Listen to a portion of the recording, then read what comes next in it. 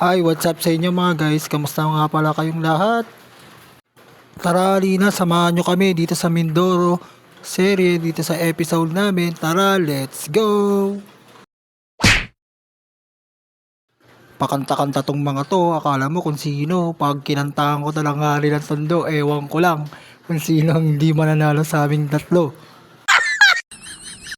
Abangan nyo ang pagsali ko sa The Voice Philippines guys ha. Makikita nyo ang ganda ng boses ko.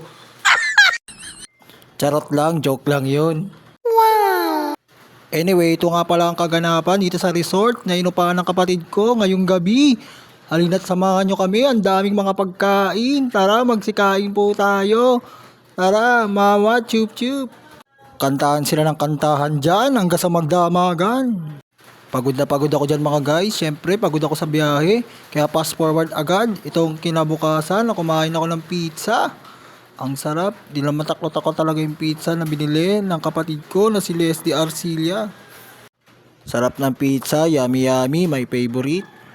At ito nga pala yung scene na nag-agahan na kami. Nag-umaga na. Ayan. Kumakain kami. Nagkakape. Nag-uumagahan kami. Ngayong umaga. Tara, kain po tayo. Sa almusalan mga guys. Siyempre, busog na busog kami dyan. Kaya pahinga-pahinga muna bago kami maligo sa dagat. At eto guys, yung kayat na pwede mong arkilahin para malibot mo ang buong isla.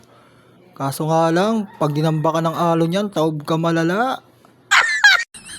Kaya tara, arkila na tayo ng kayat mga guys. Let's go! At eto pala yung mga scene na nakatambay ako sa dagat. Grabe, ang payapa, ang sarap. Sarap na simoy ng hangin, di maingay, payapa. Ang ganda ng kalikasan, grabe. Sarap maligo agad sa dagat kahit umaga, nilalamig-lamig na, malala.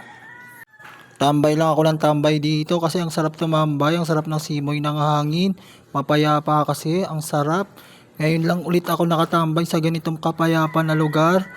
Titulad kasi sa Maynila na napakaingay. Grabe.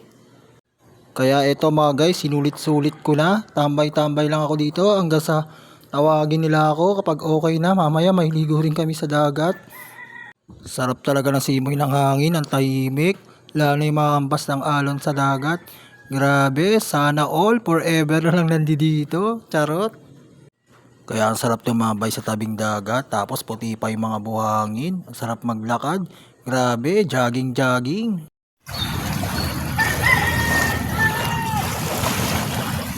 Sabi yung buboy, wow.